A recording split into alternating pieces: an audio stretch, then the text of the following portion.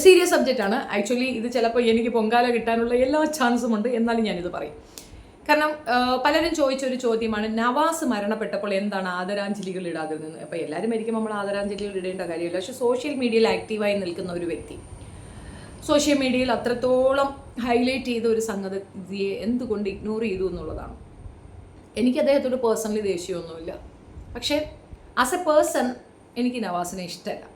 അത് ആ പുള്ളിയുടെ സിനിമയോ അല്ലെങ്കിൽ പുള്ളിയുടെ കഥാപാത്രങ്ങളെ അതൊന്നും ഉൾക്കൊണ്ടുകൊണ്ടല്ല. ആസ് എ പേഴ്സൺ പുള്ളി എനിക്കിഷ്ടമില്ല. അതിൻ്റെ ഒരു റീസൺ പറയണമെന്ന് തോന്നിയതുകൊണ്ടാണ് ഈ വീഡിയോ ചെയ്യുന്നത്. പൊങ്കാലകൾ വെൽക്കം, എനിക്ക് കുഴപ്പമൊന്നുമില്ല. കാരണം എൻ്റെ അഭിപ്രായങ്ങൾ ഞാൻ പറയുക എന്നുള്ളതാണല്ലോ എൻ്റെ ഉത്തരവാദിത്തമാണ്. അപ്പോൾ ഞാനത് പറയും.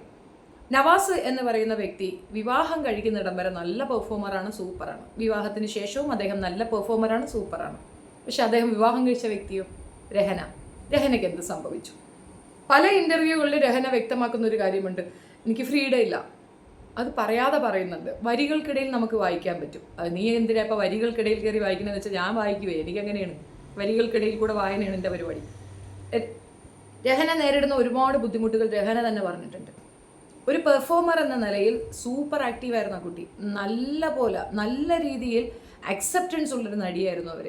അത്രയും തിളങ്ങി നിൽക്കുന്ന സാഹചര്യത്തിലാണ് നവാസ് വിവാഹം കഴിക്കുന്നത്. ഇപ്പോഴേ റീസെൻ്റ്ലി ഉള്ള കുറേയധികം ഇൻ്റർവ്യൂകളിൽ വ്യക്തമാക്കുന്ന ഒരു കാര്യം പ്രണയവിവാഹമായിരുന്നു എന്ന് പറയുന്നുണ്ട്. ആദ്യം പുള്ളിക്കാരൻ ചാടി അങ്ങോട്ട് വീണു, പിന്നീട് പുള്ളി സ്നേഹം പറഞ്ഞു, വിവാഹം കഴിച്ചു എന്നുള്ളതാണ്. കൂടുതൽ ഡെപ്തിലൊന്നും പറയുന്നില്ല. മിക്ക ഇൻ്റർവ്യൂ നോക്കുക, അവൾ എന്തെങ്കിലും പറയുന്നതിന് മുമ്പ് നവാസിൻ്റെ മുഖത്തേക്ക് ഒരു നോട്ടം നോക്കും. പെർമിഷൻ ഉണ്ടോ എങ്കിൽ പറയും. പലയിടങ്ങളിൽ ഞാനത് ശ്രദ്ധിച്ചിട്ടുണ്ട്. അവളുടെ ഡ്രസ് കോഡ് തന്നെ മാറുന്നൊരു രീതി ഉണ്ടായിരുന്നു. പിന്നീടുള്ള ഒരുപാട് സാഹചര്യങ്ങൾ നിവൃത്തികേട് കൊണ്ടാണ് നവാസ് അവളെ കൊണ്ട് പോകുന്നതായിട്ട് എനിക്ക് ഫീൽ ചെയ്ത കാര്യമാണ് പറയുന്നത്. മിക്ക ഇൻ്റർവ്യൂകളിലും അവളെ കൊണ്ടുവന്നാൽ ഒരു അക്സെപ്റ്റൻസ് കിട്ടുന്ന ഒരു ലെവൽ വന്നപ്പോൾ പുള്ളിക്കാരൻ പയ്യെ രഹനയും കൊണ്ട് നടക്കാൻ തുടങ്ങി എന്നുള്ളതാണ്.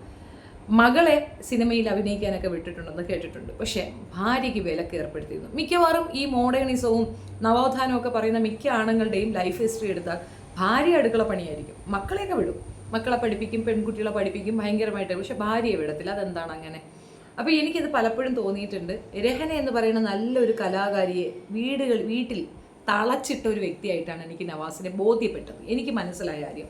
അതുകൊണ്ട് തന്നെ നവാസ് എന്ന വ്യക്തിയെ എനിക്കിഷ്ടമില്ല. അതുകൊണ്ടാണ് ഞാൻ കൂടുതൽ അതിനെപ്പറ്റി പറയാതിരുന്നത്. പറഞ്ഞാൽ ഒരുപക്ഷെ അതൊരു കളവ് ഇതായിരിക്കും, വളരെ ഖേദപൂർവ്വം. അദ്ദേഹം ഒരു മഹാനടനായിരുന്നു, അദ്ദേഹം അതായിരുന്നു ഇതായിരുന്നു, രഹനയ്ക്ക് നഷ്ടം, അത് ഇത് എനിക്കങ്ങനെ ഫീൽ ചെയ്തില്ല. സത്യം അതാണ്. രഹനയ്ക്ക് അത് നഷ്ടമില്ലെന്ന് വെച്ചാൽ ഈസ് ഓഫ് കോഴ്സ് അവൾ ഒരുപാട് സ്നേഹിക്കുന്ന വ്യക്തിയാണ്. വൈധവ്യം എന്താണെന്ന് വ്യക്തമായ ധാരണ എനിക്കുണ്ട്. ചെറിയ പ്രായത്തിൽ ഭർത്താവ് നഷ്ടപ്പെട്ടു പോകുന്നത് ഒരു വലിയ തിരിച്ചടി തന്നെയാണ്.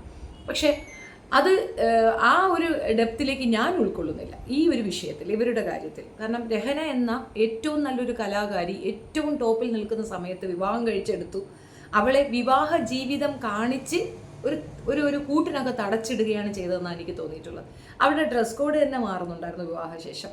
പിന്നെ ഒരുപാട് പ്രോഗ്രാംസ് ഒക്കെ കണ്ടക്ട് ചെയ്ത നവാസിനോട് രഹനയുടെ സുഖവിവരം ചോദിച്ചാൽ ഇറിറ്റേറ്റഡ് ആകുന്ന ഒരു കാര്യം ഉണ്ടായിരുന്നു. അന്ന് തൊട്ട് എനിക്കൊരു ചെറിയ വെറുപ്പാണ് ഇയാളോട്. നമ്മുടെ പാർട്ട്ണറുടെ സ്വപ്നങ്ങൾക്ക്, അവരുടെ ആ ഒരു സന്തോഷങ്ങൾക്ക് പ്രാധാന്യം കൊടുക്കുന്ന ഓരോ വ്യക്തിയും സക്സസ് ആവും. അവൾ മൂലം അവനും, അവൻ മൂലം അവളും സക്സസ് ആവും എന്നുള്ളതാണ്. പൃഥ്വിരാജിൻ്റെ വൈഫ് പറഞ്ഞു കേട്ടിട്ടുണ്ടോ? പൃഥ്വിയുടെ സ്വപ്നങ്ങൾക്കാണ് ഞാൻ കൺസേൺ കൊടുക്കുന്നത്, അതിന് ഞാൻ കൂടെ നിൽക്കും. അതുകൊണ്ട് എനിക്ക് നഷ്ടമൊന്നുമില്ല. എൻ്റെ പാഷൻ തന്നെയാണ്. അത് എനിക്ക് വിലക്കിയിട്ടില്ല. വിവാഹശേഷം അവൾക്ക് പൂർണ്ണ സ്വാതന്ത്ര്യമുണ്ടായിരുന്നു. പൈസയല്ല മാനദണ്ഡം, മണിയല്ല മാനദണ്ഡം, വ്യക്തിത്വമാണ്. ആ വ്യക്തിത്വത്തിന് അത്യാവശ്യത്തിൽ കൂടുതൽ ഇമ്പോർട്ടൻസ് കൊടുക്കുന്ന ഓരോ പാർട്ട്ണറും നമ്മുടെ ഏറ്റവും വലിയ ഭാഗ്യമാണ്. നമ്മുടെ വ്യക്തിത്വത്തിന് അവർ വാല്യൂ കൊടുക്കണം. അതുണ്ടായിരുന്നില്ല നവാസിന്.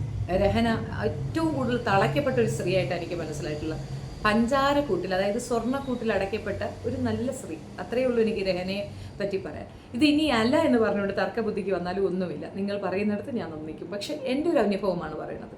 ആസ് എ പേഴ്സൺ നവാസ് ഒരു സീറോ ആണ്, ആസ് എ ഹസ്ബൻഡ് എന്ന രീതിയിൽ. കാരണം രഹനയുടെ എല്ലാ ഉയർച്ചകളിലേക്കുള്ള എല്ലാ പടിക്കെട്ടിലും തടയായി നിന്നത് സ്നേഹം കൊണ്ടാണെങ്കിൽ പോലും നവാസ് തന്നെയാണ്. രഹനയ്ക്ക് ഉയരാൻ കഴിഞ്ഞിട്ടില്ല. അതേപോലെ ഒരു അവസ്ഥ ഉണ്ടായിരുന്ന മറ്റൊരു നടിയെ പറയുമ്പോൾ നിങ്ങൾക്ക് ഏകദേശം കൺക്ലൂഡ് ആകും. മഞ്ജു വാര്യരുടെ ഏറ്റവും നല്ല രീതിയിലുള്ള ടോപ്പ് ഫിഗറിൽ നിൽക്കുന്ന സമയത്താണ് മഞ്ജുവിന് നഷ്ടം വന്നത്. മഞ്ജുവിനെ ദിലീപ് വിവാഹം കഴിച്ചു കൂടെ കൊണ്ടുപോയത്. തെളിവായിട്ട് വർഷങ്ങൾക്കിപ്പുറം, 32 വയസ്സ് കഴിഞ്ഞിട്ടാണെങ്കിൽ പോലും അത്രയും വർഷങ്ങൾക്കിപ്പുറം പുറത്തേക്ക് വന്ന് തൻ്റെ കഴിവ് വീണ്ടും തെളിയിച്ച വ്യക്തിയാണ് മഞ്ജു വാര്യർ. പക്ഷെ അവൾക്ക് നഷ്ടപ്പെട്ട അത്രയും വർഷം ദിലീപിന് തിരിച്ചു കൊടുക്കാൻ പറ്റുമോ? ഒരിക്കലുമില്ല. ഉർവശി എന്തായിരുന്നു? മനോജ് കെ ജയൻ മൂലം അവർക്ക് നഷ്ടപ്പെട്ടത് എന്തായിരുന്നു? വല്ല സഹനടിയോ സഹവേഷത്തിലേക്ക് അവർ ഒതുക്കപ്പെട്ടു. ഏറ്റവും നല്ലൊരു നടിയായിരുന്നു അവർ, അല്ലേ? വിവാഹശേഷം പെണ്ണുങ്ങൾ വീടോടെ ഒതുങ്ങുന്നത് നല്ല ഒരു ടേമാണോ എന്ന് ചോദിച്ചു കഴിഞ്ഞാൽ നല്ല നടിമാർക്ക് അങ്ങനെ സംഭവിക്കുന്നത് ഒരു തെറ്റായ ധാരണ, ഒരു തെറ്റായ കീഴ്വഴക്കമാണ്. പാർവതി ചേരാൻ ചെയ്തത് എന്താണ്? പാർവതിക്ക് പരിഭവം ഉണ്ടാകത്തില്ല, പക്ഷെ പാർവതി ചില സമയത്ത് തിരിഞ്ഞു നോക്കുമ്പോൾ വിഷമം തോന്നും. കാരണം ഏറ്റവും നല്ല ലെവലിൽ പോയിക്കൊണ്ടിരിക്കുന്ന ഒരു ക്യാരക്ടറുള്ള നടി ആ സംഗതി നഷ്ടപ്പെടുന്നത് ഭയങ്കര വിഷമമുള്ളൊരവസ്ഥയാണ്. ഇതിൽ രഹന അവളെ തന്നെ പറ്റി ഒരുപാട് പ്രാവശ്യം പറഞ്ഞു കേട്ടിട്ടുണ്ട്. എവിടെയെങ്കിലും ഒരു പെർഫോമൻസിന് പോയിട്ടുണ്ടെങ്കിൽ ഞാൻ ഇക്കാലത്ത് ചോദിക്കും, പെർഫോമൻസ് എങ്ങനെയുണ്ടായിരുന്നു? ആ കുട്ടിയുടെ ഉള്ളിലുള്ള ആ ഒരു പെർഫോമൻസിനോടുള്ള ഒരു താല്പര്യം നല്ല രീതിയിൽ നമുക്ക് നമ്മുടെ കാഴ്ചയ്ക്ക്, അതായത് നമുക്ക് ഏറ്റവും സന്തോഷം പകരാൻ കഴിയുന്ന ഒരു വ്യക്തിയാണ് വീട്ടിൽ പിടിച്ച് കൂട്ടിലടച്ചിട്ടത്. കാരണം പറഞ്ഞത് എന്താണെന്നത് അതാണ് അതിൻ്റെ ഏറ്റവും വലിയ ഹൈലൈറ്റ്. കുഞ്ഞുങ്ങളെ നോക്കാനാണ്. അപ്പോൾ കുട്ടികളെ നോക്കാനുള്ളൊരു മെഷീൻ മാത്രമായിരുന്നു രഹന എന്നാണ് എനിക്കവിടെ വായിച്ചെടുക്കാൻ പറ്റിയത്.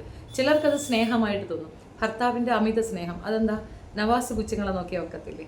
പെർഫോമർ നവാസിനെക്കാട്ടി നല്ല പെർഫോമർ രഹന തന്നെയാണ്. രഹന അഭിനയിക്കട്ടെ എന്ന് എന്തുകൊണ്ട് തോന്നുന്നില്ല? അതെന്താ റിവേഴ്സ് ഗിയറിൽ വന്നത്? അതൊക്കെ കൊണ്ട് തന്നെയാണ് എനിക്ക് നവാസിനോടൊരു പൊരുത്തക്കേടുള്ളത്. ഇത് എൻ്റെ പേഴ്സണൽ ഒപ്പീനിയനാണ്. ഒത്തിരി പേരെ ഇങ്ങനെ നമുക്ക് പറയാൻ പറ്റും. കാലങ്ങൾക്ക് ഇപ്പുറം തിരിച്ച് ചിന്തിക്കേണ്ട ഒരു അവസ്ഥ വരേണ്ടി വരുമായിരുന്നു രഹനയ്ക്ക്. പക്ഷെ അവർ തമ്മിൽ വലിയ ഇതൊന്നുമില്ല. കാരണം ഏറ്റവും കൂടുതൽ അഡ്ജസ്റ്റ് ചെയ്തത് രഹന തന്നെയാണ്. ഇപ്പോഴും അഡ്ജസ്റ്റ് ചെയ്യുന്നതും രഹന തന്നെയാണ്. ആ അഡ്ജസ്റ്റ്മെൻറ്റ് തന്നെയാണ് അവരുടെ ലൈഫ് ഹിസ്റ്ററി ഇത്രത്തോളം കൊണ്ടുവന്നത്. ഇനിയും അവൾക്ക് ജോലി ചെയ്യണമെന്നുള്ള ധ്വരയുള്ളത് കൊണ്ടാണ് വീട്ടിൽ തന്നെ ഒരു ഇരുനില വീട് അതിനകത്ത് അവർ അത്യാവശ്യം അവൾക്ക് വേണ്ടിയിട്ട് അവളുടെ ക്രിയേറ്റിവിറ്റി നഷ്ടപ്പെട്ടു പോകാതിരിക്കാൻ വീടോടെ ചേർന്ന് ഒരു സംഗതി ഒപ്പിച്ചു കൊടുക്കുന്നു. അവിടെ പോകാനും ഡ്രൈവറെ ഏർപ്പാടാക്കുന്നു. അവൾ വണ്ടി ഓടിക്കണ്ട, അത് ഭയം കൊണ്ടാണെന്നും കെയർ കൊണ്ടാണെന്നും കെയറേട്ടം പ്രചരിപ്പിക്കുന്നു. ഇതൊക്കെ വിശ്വസിക്കാൻ ചിലപ്പോൾ ടിപ്പിക്കലായിട്ടുള്ള കുറേ പെണ്ണുങ്ങൾക്ക് സാധിക്കുമായിരിക്കും. എനിക്ക് ഇച്ചിരി ബുദ്ധിമുട്ടുണ്ട് പേഴ്സണലി പറയുകയാണെങ്കിൽ. നമ്മളാരും ഇപ്പം ഞാൻ വാഹനം ഓടിക്കാൻ പഠിക്കുന്ന സമയത്ത് അങ്ങ് ഭയങ്കര ധൈര്യത്തോടെ കയറി ഓടിച്ചൊന്നുമില്ല. നല്ല ഭയമാണ്. ഒരു സൈക്കിൾ ഓപ്പോസിറ്റ് വന്നാലും ഭയമാണ്. അതുകൊണ്ട് ഞാൻ പഠിക്കണം, അങ്ങനെയാണ് പഠിക്കേണ്ടതെന്നാണ് പറയുന്നത്. എൻ്റെ ഹസ്ബൻഡിൻ്റെ കേസ് എടുത്തു കഴിഞ്ഞാൽ ചിലയിടങ്ങളിൽ ഞാൻ പകച്ചു നിൽക്കുമ്പോൾ എന്നോട് ചോദിക്കും, നിനക്ക് ചെയ്യേണ്ട കാര്യം നീയേ ചെയ്യാൻ പറ്റൂ, ഞാൻ പോയി അത് ചെയ്താൽ ശരിയാവത്തില്ല, അതുകൊണ്ട് നീ തന്നെ ചെയ്യണം, നിന്നെ കൊണ്ട് സാധിക്കും. അത് നല്ലൊരു മോട്ടിവേഷനാണ്. അങ്ങനെ സപ്പോർട്ട് ചെയ്യുന്നവരുണ്ടാവണം. ആയുസില്ലാണ്ട് പോയി എന്നുള്ളത് എൻ്റെ ഭാഗം. പക്ഷേ റിഗ്രഷനല്ല.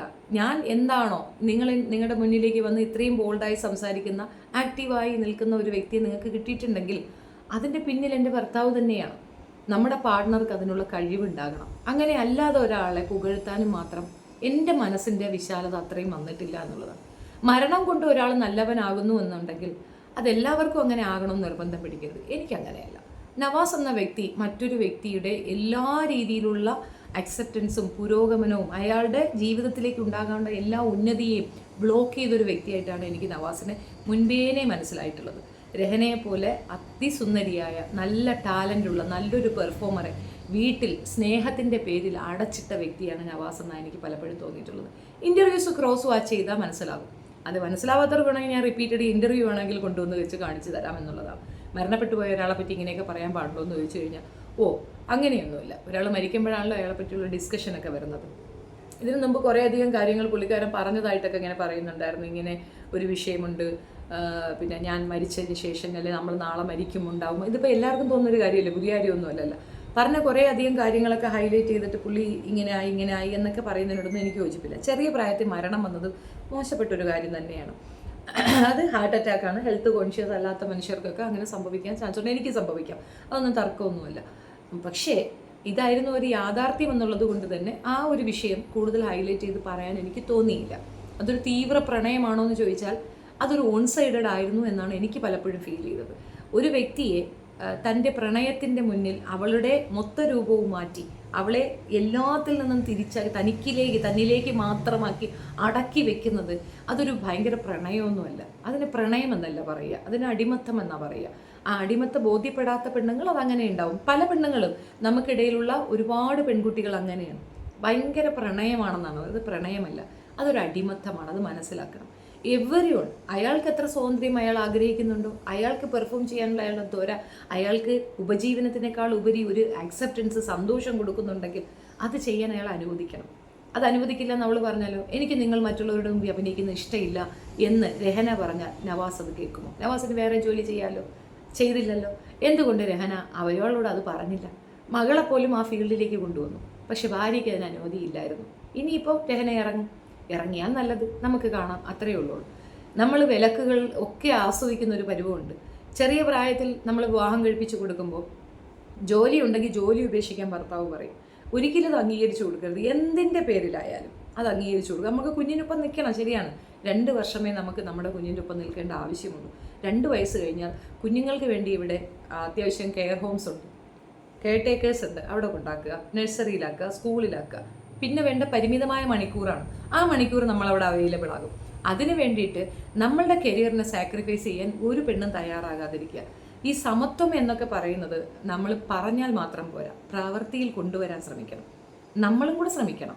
ഒരാൾ നമുക്ക് കൊണ്ടുവന്ന് വായിൽ വെച്ച് തന്നാലേ ഉണ്ണോളെന്ന് പറഞ്ഞു കഴിഞ്ഞാൽ അത് ഞാൻ പറഞ്ഞില്ലേ, അതൊരു തരം സുഖലോലുപതയാണ്. പകരം എനിക്ക് വിശക്കുന്നു, എനിക്ക് ആഹാരം വേണം, ഞാൻ വിളമ്പി ഞാൻ ഉരുട്ടി കഴിക്കുമ്പോൾ അതിനൊരു സുഖമുണ്ട് എന്ന് ചിന്തിക്കുന്നിടത്ത് എല്ലാ രീതിയിലുള്ള ഈ സ്വാതന്ത്ര്യമില്ലായ്മ നശിച്ച് മാറി വരുമെന്നാണ്. ഒരു എക്സാമ്പിൾ വേണമെങ്കിൽ കുറച്ചുകൂടെ ഞാൻ പറയുന്നത് മനസ്സിലാക്കാൻ. ഇപ്പം നിങ്ങൾക്ക് അത് അക്സെപ്റ്റൻസ് ഇല്ലാത്തവരുണ്ടാവും, അവരിപ്പോൾ ഉടനെ ഉടക്കാനും വരും, അതില്ലാന്ന് ഞാൻ പറയുന്നില്ല. പക്ഷെ പറയുന്നത് മനസ്സിലാക്കാൻ വേണ്ടിയിട്ട് ഒരു എക്സാമ്പിൾ കൂടെ പറയാം. നമ്മൾ മനുസ്മൃതിയിൽ ഒരു കാര്യം പറയുന്നുണ്ട്, എന്താണ്? പുത്രനെ കൊണ്ട് വാർദ്ധക്യത്തിൽ നമുക്ക് സപ്പോർട്ട് വേണം, നമ്മളെ സംരക്ഷിക്കേണ്ടത് അച്ഛനും അമ്മയുടെയും ഉത്തരവാദിത്തമാണ്. പെണ്ണിനെ, അമ്മയെ സംരക്ഷിക്കേണ്ട ഉത്തരവാദിത്തം മകനാണ്, അമ്മയെ സംരക്ഷിക്കേണ്ടത്. അതേപോലെ യൗവനത്തിൽ ആര് സംരക്ഷിക്കണം? ഭർത്താവ് സംരക്ഷിക്കണം, അല്ലേ? വാർദ്ധക്യത്തിൽ മകനാണെങ്കിൽ യൗവനത്തിൽ ഭർത്താവ്, സഹോദരനും അച്ഛനും, ഈ 4 പേരാണ് ഈ 4 ഇതിൽ പെണ്ണുങ്ങളെ സപ്പോർട്ട് ചെയ്യേണ്ടത്. അതായത് കൗമാരപ്രായത്തിൽ ഒരാൾ, വാർദ്ധക്യത്തിൽ ഒരാൾ, ചൈൽഡ്ഹുഡിൽ ഒരാൾ, അങ്ങനെ 4 പോർഷനായിട്ട് തിരിച്ച് 4 പോർഷനിൽ 4 സംരക്ഷകർ നമുക്ക് അവിടെ ഉണ്ട്. ആ ഒരു ഇത് ഓർമ്മയില്ലാത്തതുകൊണ്ടാണ്, ശ്ലോകം ഓർമ്മയില്ലാത്തതുകൊണ്ടാണ്. പക്ഷെ അതിൻ്റെ അവസാനത്തെ ഒരു പോർഷനും കൂടെ അവിടെ മിസ്സിങ് ആവുന്നുണ്ട്. ന സ്ത്രീ സ്വതന്ത്രമർഹതി എന്ന് വെച്ചാൽ സ്ത്രീ സ്വാതന്ത്ര്യം അർഹിക്കുന്നില്ല എന്നത്. നമ്മൾ 4 വായിക്കും, നമുക്ക് സന്തോഷമാണ്. ആഹാ, നമ്മൾ ഇത്രയും നല്ല ആളാണ്, നമ്മളെ സംരക്ഷിക്കേണ്ടതാണ്. നമുക്ക് ചെറിയ പ്രായത്തിൽ നമ്മുടെ അച്ഛൻ സംരക്ഷിക്കും, ഇച്ചിരി കൂടെ വളർന്നാൽ നമ്മുടെ സഹോദരൻ സംരക്ഷിക്കും, അത് കഴിഞ്ഞാൽ പിന്നെ നമ്മുടെ ഭർത്താവ് സംരക്ഷിക്കും, പിന്നെ നോക്കുമ്പോൾ നമ്മുടെ പുത്രൻ സംരക്ഷിക്കും. അവിടെ പുത്രി എന്നൊരു വേടൊന്നും എവിടെയും വരുന്നില്ല. സ്ത്രീ സ്വാതന്ത്ര്യം അർഹിക്കാത്തടത്ത് പുത്രി എന്നൊരു പ്രാപമുണ്ട്. പിന്നെ നിങ്ങളിങ്ങനെ ജനിക്കുന്നത്, നിങ്ങളിങ്ങനെ സംരക്ഷിച്ച് ജീവിക്കേണ്ട ആൾക്കാരാണ്, എന്തിനാണ് ജനിക്കുന്നത്? ഇതൊക്കെ സെൽഫ് റെസ്പെക്റ്റിൻ്റെ മറ്റൊരു വേർഷനാണ്. അത് പറയുന്നവർക്ക് മനസ്സിലാകത്തില്ല, നമ്മളിത് പറഞ്ഞാൽ ബോധ്യപ്പെടുമോ എന്നും എനിക്കറിയത്തില്ല. മനസ്സിലാകുന്നവർ കമൻറ്റ് ചെയ്യുക, അല്ലാത്തവർ എന്നെ തെറി വിളിക്കുക. വെൽക്കം. എനിക്ക് മനസ്സിലായ കാര്യമോ പറഞ്ഞത്. അപ്പോൾ ഇതുകൊണ്ടാണോ ഒരു ആദരാഞ്ജലികൾ ഇടാത്തതെന്ന് ചോദിച്ചു കഴിഞ്ഞാൽ അല്ല. പേഴ്സണലി പറയുകയാണെങ്കിൽ രഹന ഇഷ്യൂവിലാണ് എനിക്ക് നവാസിനോട് ദേഷ്യമാണ്. എനിക്കിപ്പോഴും ദേഷ്യമാണ്. കാരണം നല്ലൊരു കലാകാരിയെ അടുക്കളയ്ക്കകത്ത് കെട്ടിയിട്ടൊരു വ്യക്തിയാണ് നവാസ്. എനിക്ക് അങ്ങനെ തന്നെയാണ് ഇപ്പോഴും അയാൾ, അതിൽ നിന്ന് മാറ്റമൊന്നുമില്ല. മരണം കൊണ്ട് ഒരാൾക്ക് മറ്റൊരു നന്മ വരും എന്ന് നിങ്ങൾ തെറ്റിദ്ധരിക്കുന്നുണ്ടെങ്കിൽ ഞാൻ ആ തെറ്റിദ്ധാരണ തിരുത്താൻ തയ്യാറല്ല. ഒരിക്കൽ പോലും ഒരിടത്ത് പോലും ആ പെൺകുട്ടി ആഗ്രഹിച്ച രീതിയിലുള്ള ലൈഫ് അയാൾ കൊടുത്തിട്ടില്ല. ഇനി രഹന എന്ന് പറയുമായിരിക്കും, ശരി ഞാൻ ആഗ്രഹിച്ചതൊക്കെയാണ്, ആ കള്ളമൊക്കെ നമുക്ക് മനസ്സിലാവും. നിങ്ങൾ പറയുന്ന വാർത്തകളിലും പറയുന്ന വാക്കുകൾക്കിടയിലും ആ വരികളിലൂടെ സഞ്ചരിക്കാൻ സാധ്യതയുള്ള കഴിവുള്ള ആളാണ് ഇപ്പുറത്തിരിക്കുന്നത് എന്നുള്ളത് മാത്രം മനസ്സിലാക്കുക. തെറ്റാണെങ്കിൽ നിങ്ങളുടെ ഭാഗം നിങ്ങൾ തിരുത്തുക, അത്രയേ ഉള്ളൂ. പക്ഷേ എൻ്റെ ഭാഗം ഇതാണ്, Navas is not a good soul in Rahana matter, അത്രയേ ഉള്ളൂ. ബാക്കി അദ്ദേഹത്തിൻ്റെ പേഴ്സണൽ ഒന്നുമില്ല. ഒത്തിരി പേര് വന്ന് കരയണതും സങ്കടപ്പെടുന്നതും ഒക്കെ കണ്ടിരുന്നു. അതന്നെ ഈ വന്ന് കരഞ്ഞതിൽ ഒന്നാമത്തെ ആളെന്ന് പറയുന്നത് നമ്മുടെ കോമഡി സ്റ്റാറിൻ്റെ തന്നെ അതേ ഏജ് ലെവലുള്ള കുറേ പേര് വന്ന് വിഷമത്തോടെ നിൽക്കുന്നുണ്ട്. എല്ലാവരുടെ ഉള്ളിലൊരു ആന്തലാണ്, ഈ ഏജിൽ തട്ടിപ്പോയാൽ എൻ്റെ കുടുംബം എന്ത് ചെയ്യും എന്നൊരു ആന്തലാണ് മിക്ക ആളുടെ കാര്യം. ജയസൂര്യയൊക്കെ വന്ന് അന്തം വിട്ട് നിൽക്കുന്നുണ്ടായിരുന്നു. ആ ഒരു ഏജിൽ സംഭവിക്കാൻ പാടില്ലാത്തൊരു കാര്യമാണ് സംഭവിച്ചിട്ടുള്ളത്. വളരെ ചെറിയ പ്രായം, ആ ഒരു പ്രായത്തിൽ മരണം വരുന്നതെന്ന് പറയുന്നത് അവർക്ക് ചിന്തിക്കാൻ പോലും പറ്റുന്ന ഒരു കാര്യമില്ല. അപ്പോൾ അതൊരു വിചിന്തനം എല്ലാവർക്കും ഉണ്ടാക്കി കൊടുക്കുന്നതിനപ്പുറം Navas is a good soul എന്ന് പറയാനും മാത്രം എനിക്ക് താല്പര്യമില്ല എന്നാണ് പറഞ്ഞത്. നിങ്ങളുടെ അഭിപ്രായം കമൻറ്റ് രേഖപ്പെടുത്തുക. പൊങ്കാലകൾ വെൽക്കം. പക്ഷേ എൻ്റെ ഒരു പേഴ്സണൽ അഭിപ്രായമാണ്, ഒത്തിരി പേര് ഇതേ സെയിം അഭിപ്രായമുള്ളവരുണ്ടെന്നാണ് എൻ്റെ ഒരു തോന്നൽ. ഇനി അല്ല എന്നുണ്ടെങ്കിൽ നിങ്ങൾക്കതൊരു വിശദീകരണം വേണമെന്നുണ്ടെങ്കിൽ ഞാൻ ഓരോ വീഡിയോ ബൈ വീഡിയോ എടുത്ത് നിങ്ങൾക്കത് എക്സ്പ്ലെയിൻ ചെയ്തു തരാൻ തയ്യാറാണ്, താല്പര്യമാണെങ്കിൽ. അല്ല എങ്കിൽ എൻ്റെ അഭിപ്രായം എത്രയേ ഉള്ളൂ. നിങ്ങളുടെ അഭിപ്രായം കമൻറ്റ് രേഖപ്പെടുത്തുക. വീഡിയോ ഇഷ്ടപ്പെടുകയാണെങ്കിൽ like, share and subscribe my channel. Video ഇഷ്ടപ്പെട്ടില്ലെങ്കിൽ അൺസബ് ചെയ്ത് പോവുകയും ചെയ്യാം. നിങ്ങൾക്കും സ്വാതന്ത്ര്യമുണ്ടല്ലോ, അല്ലേ?